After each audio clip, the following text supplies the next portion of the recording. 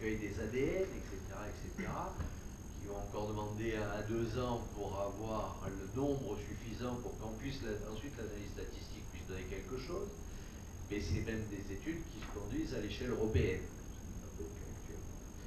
Et puis, le tout nouveau, j'allais dire, de théorie, c'est de se dire, mais en fait, cette maladie, elle progresse. Vous savez quand même, malheureusement. Pendant des années, il a été considéré que si elle progressait, c'était qu'effectivement, il y avait quelque chose qui faisait que les cellules étaient malades les unes après les autres, mais c'était la même chose. Maintenant, on se dit, en fait, peut-être qu'il y a un signal de départ, et qu'ensuite, il y a une propagation, et que cellules, par contact, ou parce qu'elles émettent quelque chose, les autres. Donc, actuellement, les recherches portent beaucoup, justement, sur le fait de savoir pourquoi il y a cette progression, comment elle progresse. Et là, effectivement, si on arrive à définir quelque chose, alors d'ailleurs, ça se rapproche beaucoup de maladies à prions. On a entendu parler au moment de la maladie de Creutzfeldt-Jakob, quand il y a eu des histoires de contamination de viande bovine, qui sont des maladies à très très très lent développement, parce que des protéines particulières vont justement coloniser progressivement des cellules, etc.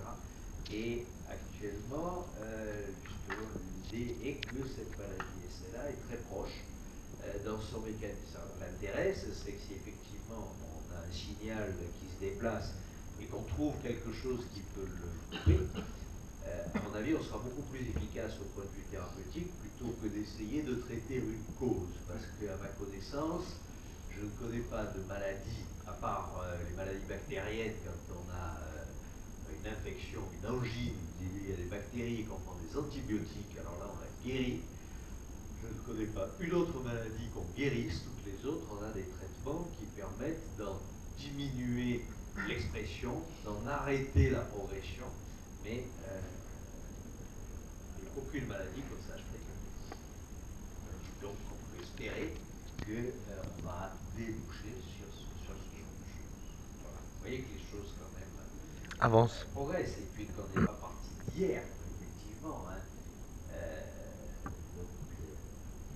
Voilà. C'est pour ça que je suis toujours un peu surpris, moi, quand j'entends des associations qui me disent « non, on ne fait rien ».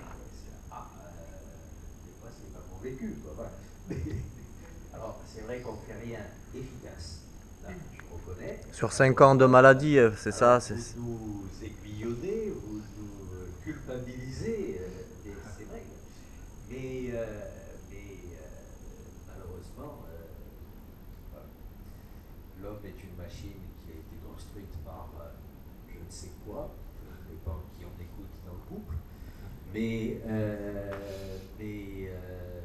c'est pas l'homme qui l'a fabriqué. Donc, il ne sait pas la démonter et il ne connaît pas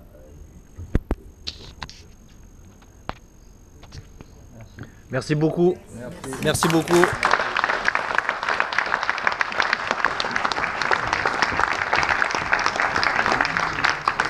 Je remercie rapidement. Je sais que on est sur la fin, parce que Sandrine a écrit des remerciements, donc je les lis.